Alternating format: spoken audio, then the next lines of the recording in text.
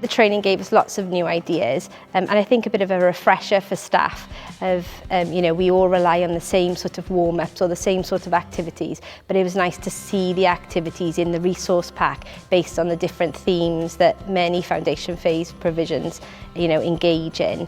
And staff could follow the instructions really easily, but also sort of take it forward in their own way as well.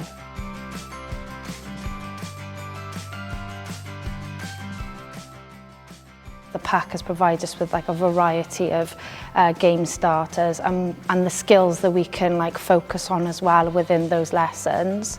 But also then for implementing the numeracy and literacy, especially the numeracy, we've used it as part of our maths lessons.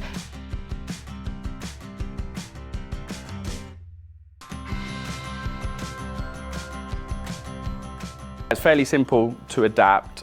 First thing we did was break down the skills needed, and the older the children get, the more capable they are of actually explaining how they can apply those skills. So the first thing we did was focused on, well, the game might be teaching us to be accurate, have some control, some teamwork, got the children to discuss that.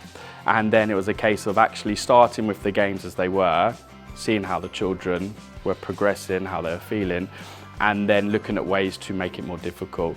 And I had some ideas, but I asked the children and they come up with lots of various strategies. So adding more players, making the targets bigger, making them smaller, encouraging that kind of mastery of maths and that cross-curricular links with counting in 2s, 5s, within 3s, 4s, 8s. So really promoting a whole school approach to the movement matters and to the PE lessons.